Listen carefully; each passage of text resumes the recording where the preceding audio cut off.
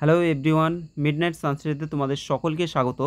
তো তোমাদের WBTA test পেপারের ফিজিক্যাল সায়েন্সের 166 পেজের যে ফিজিক্যাল সায়েন্সের কোয়েশ্চেনগুলো রয়েছে তার মধ্যে বিভাগ কয়ের কোয়েশ্চেনগুলো অলরেডি আলোচনা করা হয়েছে। এখন আমরা বিভাগ কয়ের প্রশ্নগুলো আলোচনা করব। তো দেখো, প্রথম প্রশ্নে কি বলছে যে ওজোন স্তর ধ্বংসে নাইট্রিক অক্সাইডের ভূমিকা কী। তো এই যে কোয়েশ্চেনটা দিয়েছে এটা অনেকটা 2 নম্বরের কোয়েশ্চেনে আমরা সাধারণত এই কোয়েশ্চেনটা দেখতে পাই, কিন্তু এখানে 1 নম্বরের জন্য এই কোয়েশ্চেনটা দিয়েছে। তো ওজোন স্তর ধ্বংসে নাইট্রিক অক্সাইডের ভূমিকা কী, যদি আমাদের 1 নম্বরে এটা লিখতে হয় আমরা কি লিখব? দেখো, আমরা লিখব যে নাইট্রিক অক্সাইডের সংকেত হলো NO, ঠিক আছে? তাহলে লিখব যে নাইট্রিক অক্সাইড ব্র্যাকেটে লিখব NO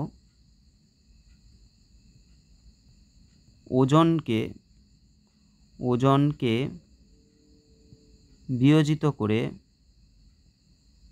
মানে বিভাজিত করে লিখতে পারি বা বিয়োজিত করে লেখা যায়,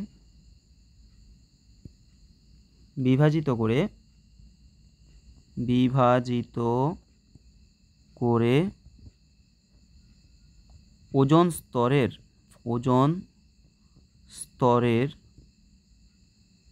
ক্ষতি সাধন করে। ব্যাস, এটা লিখবে। তারপরে কিন্তু তোমাদের অবশ্যই সমীকরণ দিতে হবে, না হলে কিন্তু তোমাদের সঠিক নাম্বার দেবে না।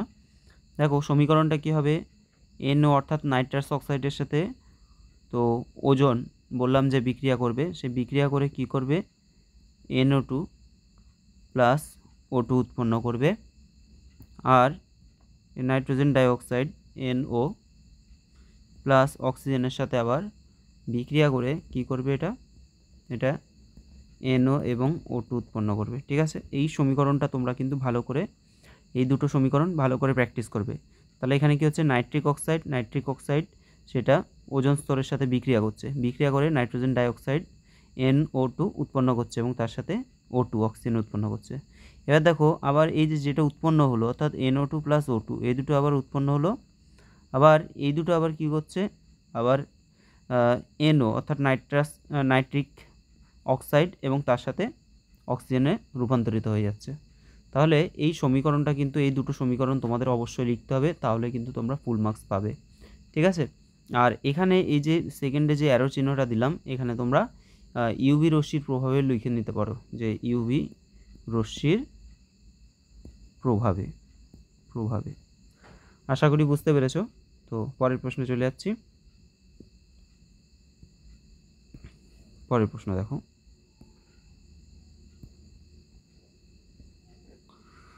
কি বলা হচ্ছে, কোয়েশ্চেন নাম্বার 2.2 বলা হচ্ছে যে কয়লা, পেট্রোল ও তরল হাইড্রোজেনের মধ্যে কোনটির তাপন মূল্য সর্বাধিক। খুব ভালো একটা প্রশ্ন, খুব ইম্পর্টেন্ট একটা প্রশ্ন। দেখো, কয়লা, পেট্রোল এবং তরল হাইড্রোজেনের মধ্যে সবথেকে তাপন মূল্য কার সবথেকে বেশি হবে? তাপন মূল্য কিন্তু সবথেকে বেশি হয়ে যাবে তরল হাইড্রোজেনের। তো এখানে শুধুমাত্র ফ্ল্যাট আমরা অ্যান্সারটা তো দিচ্ছি, ঠিক আছে, কিন্তু এটা সম্পর্কে একটু ইনফরমেশন আমরা জেনে নিই। অর্থাৎ তাপন মূল্যের যদি আমরা দেখি ক্রম, তাপন মূল্যের ক্ষেত্রে যদি আমরা ক্রম দেখি, ধরো কাঠের তাপন মূল্য কিন্তু কম হয়, কাঠের থেকে কয়লার তাপন মূল্য কিন্তু বেশি হয়, ঠিক আছে? আবার কয়লা থেকে যদি আমরা দেখি ডিজেলের তাপন মূল্য কয়লা থেকে বেশি, আবার ডিজেল থেকে কেরোসিনের তাপন মূল্য বেশি হয়। কেরোসিন থেকে পেট্রোল, আচ্ছা, কেরোসিন থেকে কি বলছি যে পেট্রোলের তাপন মূল্য কিন্তু বেশি হয়, ঠিক আছে?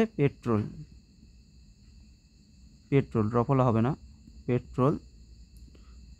আচ্ছা, আর পেট্রোল থেকে হলো এলপিজি, লিকুইফাইড পেট্রোলিয়াম গ্যাসের বেশি হয়। এলপিজি থেকে মিথেনটা বেশি হয়। আবার মিথেন থেকে কার বেশি হবে, আমি কীভাবে চিহ্নটা দেবো, তা উল্টে যাবে, এ সাইড থেকে আবার লিখছি, ঠিক আছে? মিথেনের পর এখানে স্টার দিয়ে দিলাম, আবার এখানে। আচ্ছা, মিথেন থেকে কার বেশি হয়? মিথেন থেকে হয়ে যাবে CNG, compressed natural gas, CNG থেকে সব থেকে, তারপরে তার থেকেও বেশি হয় তরল হাইড্রোজেন। তাহলে তরল হাইড্রোজেনের তাপন মূল্য কিন্তু সব থেকে বেশি, ঠিক আছে। তাহলে তাপন মূল্যের ক্রম, কাঠ থেকে বেশি হলো কয়লা থেকে ডিজেল থেকে বেশি হলো কেরোসিন, তারপর হচ্ছে পেট্রোল, এলপিজি, মিথেন, সিএনজি, তরল হাইড্রোজেন সব থেকে বেশি হচ্ছে। তো এই ক্রমটা তোমরা অবশ্যই লিখে নাও, শুধুমাত্র লিখে নয়, তার সাথে কিন্তু এখনই মুখস্থ করে ফেলো, ঠিক আছে। এখনই বারবার করে এটাকে পড়ে মুখস্থ করে ফেলো, যাতে এই টাইপের কোশ্চেন দিলে তোমরা কিন্তু সবগুলো অ্যাটেন্ড করতে পারবে। পরের প্রশ্নে চলে যাচ্ছি। দেখো 2-এর অথবার একটা কোশ্চেন আছে। 2-এর অথবার কোশ্চেনটা কি আছে? অথবার কোশ্চেনটা আছে যে বায়ুমণ্ডলের কোন স্তরের উষ্ণতা সর্বনিম্ন। যদি আমরা দেখি যে বায়ুমণ্ডলের সবথেকে উষ্ণ মানে সর্বনিম্ন উষ্ণতা দেখা যায় মেসোস্ফিয়ারে। কি হবে অ্যান্সার? মেসোস্ফিয়ার, ঠিক আছে, মেসোস্ফিয়ার হয়ে যাবে। পরের প্রশ্ন দেখো 2.3, নিচের বিবৃতিটি সত্য না মিথ্যা। বিবৃতিটা কি দেওয়া আছে? বিবৃতিটা দেওয়া আছে যে একই চাপ ও উষ্ণতায় সব গ্যাসের মোলার আয়তন একই হয়। একই চাপ ও উষ্ণতায় সব গ্যাসের মোলার আয়তন বলছি যে একই হয়। তো এটা আমরা কি জানি? এটা কিন্তু অলরেডি অ্যাভোগাড্রোর সূত্র, তাই না? সমচাপ এবং সম উষ্ণতায় সমসংখ্যক গ্যাসের মধ্যে সমান সংখ্যক অণু থাকে, আমরা পড়েছিলাম। তাহলে এটা কিন্তু সত্য হয়ে যাবে। তাহলে 2.3 কী হবে? এটা হয়ে যাবে সত্য। ওকে, পরের প্রশ্ন দেখো, কোয়েশ্চেন নাম্বার 2.4। এই প্রশ্নটা কিন্তু খুব ইন্টারেস্টিং আছে, যে বলছে যে পিবি সমান RT একটা সমীকরণ দেওয়া আছে। সেই সমীকরণে এসআইতে পিবি এর একক কী হবে? তাহলে পিবি এর একক চেয়েছে। দেখো পিবি সমান এখানে অলরেডি বলে দিয়েছে, কি পিবি সমান বলা হচ্ছে যে RT। পিবি সমান কি বলা হচ্ছে? যে RT। এবার আমাদের আর এর ইউনিট কি হয়? আর এর ইউনিট হলো জুল পার মোল, মানে মোল ইনভার্স লিখতে পারি, পার কেলভিন। তাহলে জুল পার মোল পার কেলভিন হলো ইনটু টি ফর টেম্পারেচার, মানে আর এর ইউনিট আমরা লিখলাম। এবার টি এর ইউনিট কী হবে? টি এর ইউনিট হবে, মানে টেম্পারেচার ইউনিট হলো কেলভিন। এসআইতে তাপমাত্রার একক হলো কেলভিন। এবার দেখো এখানে কে যদি কেটে যায়, এখানে -1, এখানে কিছু নেই, মানে +1 আছে, ঠিক আছে। তো প্লাস মাইনাসে কেটে গেল, তাহলে জুল পার মোল পড়ে থাকছে অ্যান্সার কী হবে? জুল পার মোল। দেখো এখানে যদি পিবি সমান NRT দিত, তাহলে কিন্তু আমাদের অ্যান্সারটা আলাদা আসতো।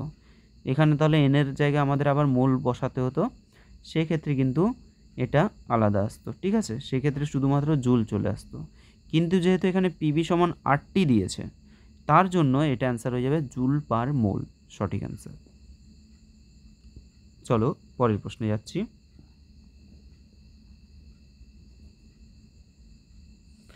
আচ্ছা, পরের প্রশ্ন দেখো 2.5। বলা হচ্ছে যে সর্বোত্তম অধাতব তাপীয় পরিবাহীর নাম কি? ধাতু নয় বলেছে, অধাতুর মধ্যে তাপীয় পরিবাহী, সবথেকে বেশি তাপীয় পরিবাহী হলো হীরক। কি হবে? হীরক হয়ে যাবে অ্যান্সার, হীরক। ওকে, পরের প্রশ্ন দেখো। আচ্ছা, এটা 5 গেল। 2.6-এর, আচ্ছা 5-এর আরেকটা অথবা আছে, বলছে যে কোনো কঠিনের আয়তন প্রসারণ গুণাঙ্ক যদি V0 পার ডিগ্রি সেলসিয়াস হয়, তবে এর ক্ষেত্র প্রসারণ গুণাঙ্ক কত হবে?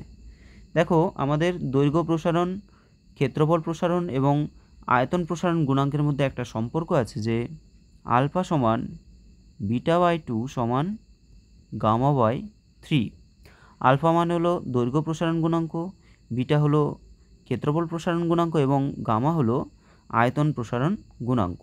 ওকে, তো এখানে আমাদের আলফাটা লাগছে না, দৈর্ঘ্য প্রসারণের কিছু চাইনি, আমাদের বিটা আর গামা এই দুটো চেয়েছে, এই দুটোর মধ্যে রিলেশন। এখন আয়তন প্রসারণ গুণাঙ্ক অলরেডি দিয়ে দিয়েছে, তার মানে β/2 সমান আয়তন কত বলেছে? V0, তাই তো? তাহলে V0/3, ঠিক আছে, V0/3। এইবার V0/3, এবার দেখো এখান থেকে আমরা যদি বিটার মান বের করি কত হবে? 2/3, 2টা উপরে যাবে 2/3 V0, তো এটা হয়ে যাবে আমাদের অ্যান্সার। ঠিক আছে, তাহলে ক্ষেত্র প্রসারণ গুণাঙ্ক, এই যে বিটা মানে হলো ক্ষেত্র প্রসারণ গুণাঙ্ক, তার মান হবে 2V0/3 হয়ে যাবে। ওকে, V0 কেন বলছি, এতে বা ডিগ্রি সেলসিয়াস হয়ে যাচ্ছে, এটা V0 না, সরি, এটা V হবে 2V/3, আর ওটা তো ডিগ্রি সেলসিয়াস ইউনিট। ওকে, পরের প্রশ্ন দেখো, কোয়েশ্চেন নাম্বার 2.6, কোনো উত্তর লেন্সের বক্রতা ব্যাসার্ধ 15 সেন্টিমিটার বলে দিয়েছে। তাহলে কোনো একটা উত্তর লেন্স তার বক্রতা ব্যাসার্ধ বলে দিয়েছে 15 সেন্টিমিটার। তো একটি সৎবস্তুকে লেন্স থেকে যদি 7.5 সেন্টিমিটার দূরে রাখা হয়, তাহলে যে প্রতিবিম্বটা, তো কোথায় প্রতিবিম্ব গঠিত হয়? তো আমরা এক্ষেত্রে জানি, দেখো আমরা কি জানি, এফ সমান কত হয় R/2, ঠিক আছে, অর্থাৎ ফোকাস দৈর্ঘ্য সমান হচ্ছে ব্যাসার্ধ/2। তো এখানে যদি আমরা ফোকাসের মান বের করতে চাই, ব্যাসার্ধ কত দেওয়া আছে, ব্যাসার্ধ দেওয়া আছে দেখো 15 সেন্টিমিটার, তাহলে 15 সেন্টিমিটার অর্থাৎ 15 যদি আমরা 2 করি, কত হচ্ছে 7.5। তাহলে অলরেডি আমাকে বলেই দিয়েছে যে লেন্স থেকে 7.5 সেন্টিমিটার দূরে প্রতিবিম্ব কোথায় প্রতিবিম্ব গঠিত হয়। তাহলে সৎ বস্তুটি লেন্স থেকে 7.5 সেন্টিমিটার দূরে যদি হয়, ঠিক আছে, তার মানে কি সেটা ফোকাসে অবস্থান করছে। এবার যদি ফোকাসে যদি অবস্থান করে সেক্ষেত্রে প্রতিবিম্ব কি হয়, প্রতিবিম্ব অসীমে গিয়ে তৈরি হবে। প্রতিবিম্ব কোথায় তৈরি হবে, অসীমে, অ্যান্সার হবে অসীম, অ্যান্সার হবে অসীম। নেক্সট দেখো 2.7, বলা হচ্ছে যে গামা রশ্মি, ইউভি রশ্মি মানে আল্ট্রাভায়োলেট রশ্মি এবং বেতার তরঙ্গকে তরঙ্গ দৈর্ঘ্যের অধক্রমে সাজাতে বলছে। ভালো করে বুঝবে, তরঙ্গ দৈর্ঘ্যের ক্ষেত্রে কি হয়, তরঙ্গ দৈর্ঘ্য সবথেকে বেশি হচ্ছে বেতার তরঙ্গ।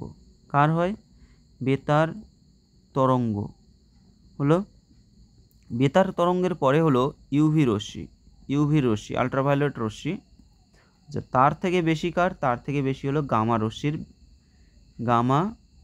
রশ্মির তরঙ্গ দৈর্ঘ্য বেশি হবে। তাহলে তরঙ্গ দৈর্ঘ্যের অধক্রম মানে হলো বড় থেকে ছোট, ঠিক আছে, অধক্রম মানে হলো ক্রমে অধয়ে, অর্থাৎ বড় থেকে ছোটতে যাচ্ছে।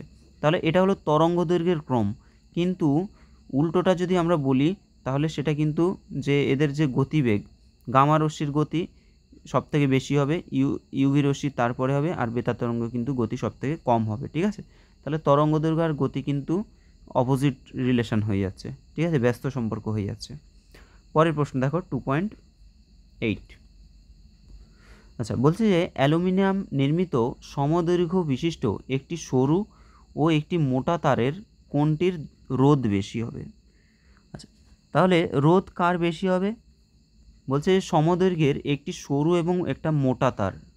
তো তোমরা রোধের ক্ষেত্রে জানো যে R সমান রো ইন্টু L/A, অর্থাৎ পরিবাহীর দৈর্ঘ্য যত বৃদ্ধি পাবে রোধ তত বাড়বে, আর প্রস্থচ্ছেদের ক্ষেত্রফল যত বৃদ্ধি পাবে রোধ তত কমবে।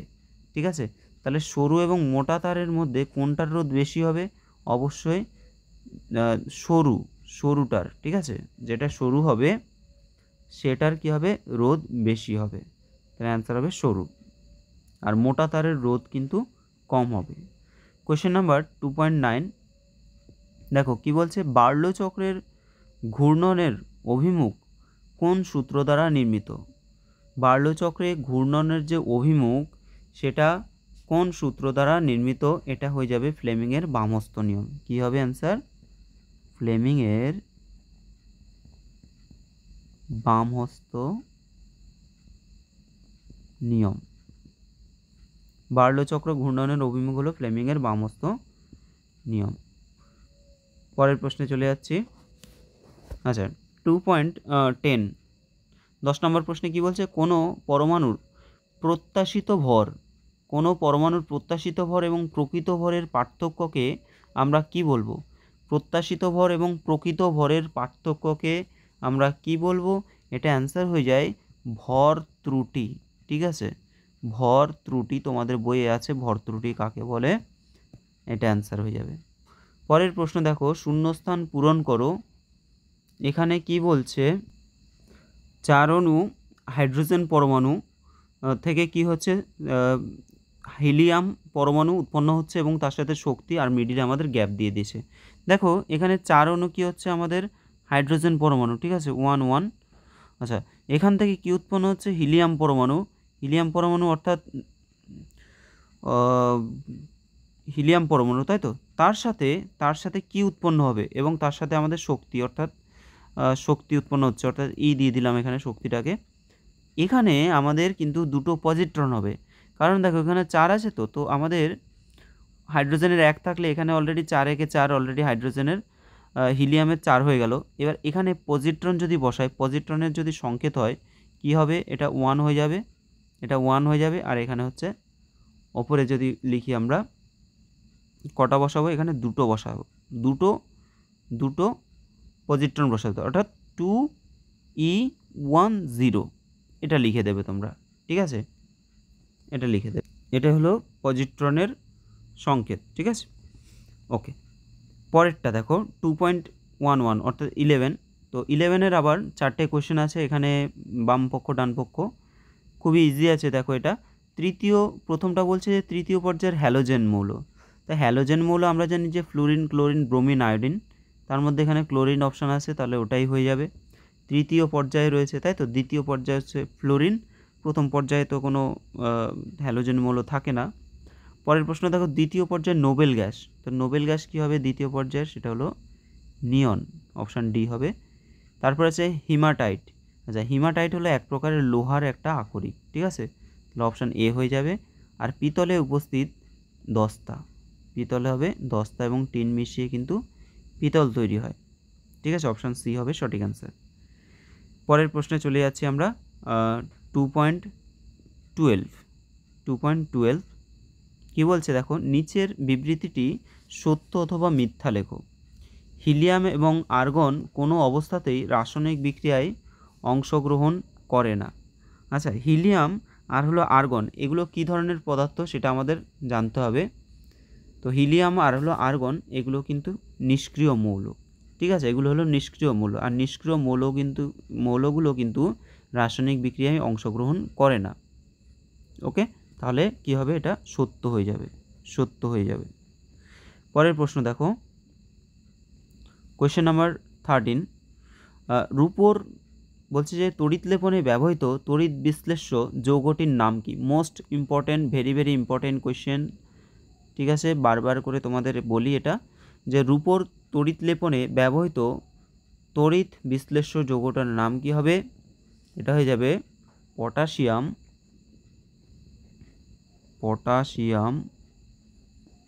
আর্জেন্টো সায়ানাইড এর জলীয় দ্রবণ, ঠিক আছে, এর জলীয় দ্রবণ, তাহলে পটাশিয়াম আর্জেন্টো সায়ানাইডের জলীয় দ্রবণ হয়ে যাবে সঠিক অ্যান্সার। পরের প্রশ্নে কি বলছে যে ব্লিস্টার কপার বলতে কি বোঝো। ব্লিস্টার কপার, যখন কপার নিষ্কাশন করা হয়, এটা মনে রাখবে, কপার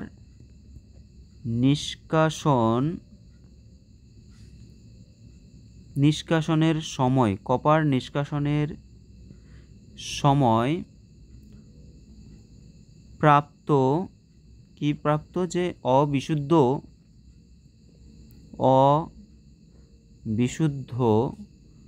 কপারকে, ঠিক আছে, অবিশুদ্ধ কপারকে বলা হয় ব্লিস্টার কপার। কি বলে, ব্লিস্টার কপার বলে।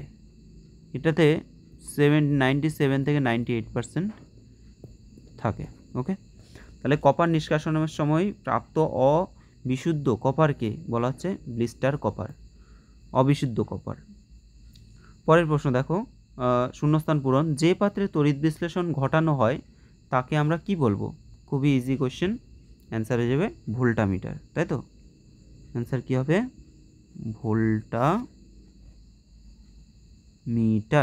ভোল্টামিটার। পরের প্রশ্ন দেখো, নাইট্রোজেন পরীক্ষাগার প্রস্তুতির রাসায়নিক সমীকরণটি লেখো। নাইট্রোজেন পরীক্ষাগার প্রস্তুতির রাসায়নিক সমীকরণ, তো দেখো কোশ্চেন কোথা থেকে দিচ্ছে, বুঝতে পারছো তো? এটা সাধারণত আমরা বড় কোশ্চেনে দেখতে পাই, কিন্তু এই কোশ্চেনটা কিন্তু এখানে দিয়ে দিয়েছে। তো এক্ষেত্রে কি হবে দেখো, NH4Cl প্লাস NaNO2 বিক্রিয়া করে উৎপন্ন হবে NH4NO2 প্লাস NaCl। হলো, এটা একটা সমীকরণ। তার সাথে আরেকটা লিখতে হবে যে NH4NO2, ঠিক আছে, NH4NO2 সেটা আবার কি হবে, ভেঙে গিয়ে নাইট্রোজেন উৎপন্ন করবে এবং 2H2O, 2 অণু জল উৎপন্ন করছে, ঠিক আছে। হলো, তাহলে কোয়েশ্চেনটা কী ছিল যে নাইট্রোজেন পরীক্ষাগার প্রস্তুতিতে রাসায়নিক সমীকরণটি লেখো। দেখো তোমাদের এই যে যতগুলো এরকম রাসায়নিক সমীকরণ আছে নাইট্রোজেন, যেগুলো পরীক্ষাগারে তোমাদের প্রস্তুতি দিয়েছে সেগুলোর ক্ষেত্রে কি কি পড়তে হবে। প্রথমত প্রয়োজনীয় রাসায়নিক দ্রব্য, অর্থাৎ নাইট্রোজেন প্রস্তুত করার জন্য যেমন কোন কোন রাসায়নিক দ্রব্য আমাদের প্রয়োজনীয় রাসায়নিক দ্রব্য পড়তে হবে। তারপর নীতি পড়তে হবে। নীতি মানে হলো নীতি মানে হলো সেগুলো কত অনুপাতে কোনটাকে নিতে হবে, ঠিক আছে, নীতি পড়তে হবে। তারপরে পড়তে হবে সমীকরণ। তাহলে সমীকরণ, তো যেমন এখানে যে দুটো সমীকরণ আমরা পেলাম, সমীকরণটা পড়তে হবে। তারপর পড়তে হবে আমাদের সংগ্রহ। কি পড়তে হবে?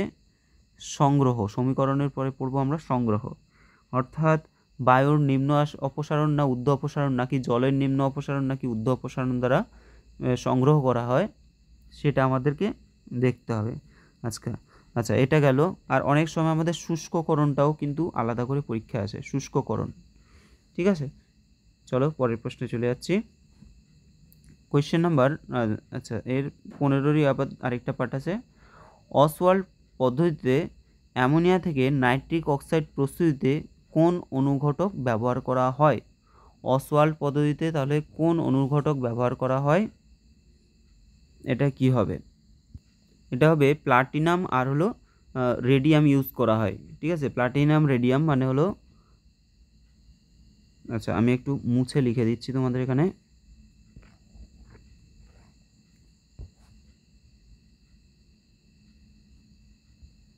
দেখো তাহলে অনুঘটক হিসেবে আমাদের পিটি মানে হলো প্লাটিনাম, আর থাকবে RH অর্থাৎ রেডিয়াম, ঠিক আছে, রোডিয়াম অনুঘটক প্লাটিনাম এবং রোডিয়াম অনুঘটক থাকবে।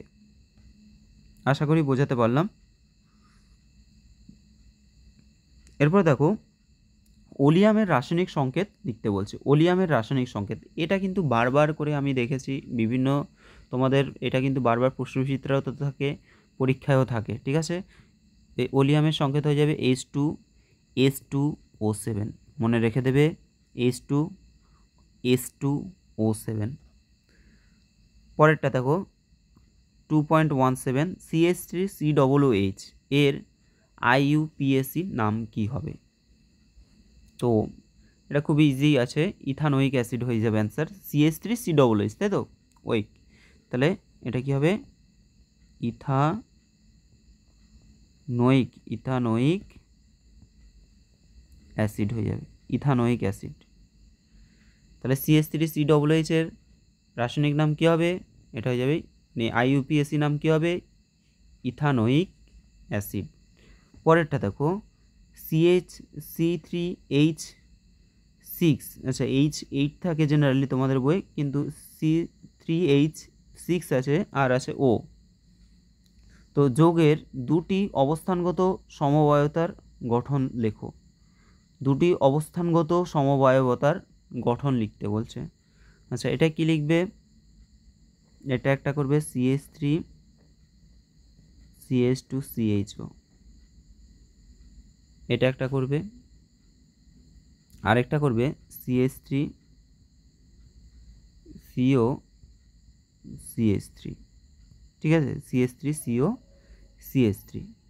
তো এখানে অবস্থানগত সমবায়তার গঠন দেখাতে বলছে। তো প্রথমটাকে তোমরা এভাবেও লিখতে পারো যে CHO,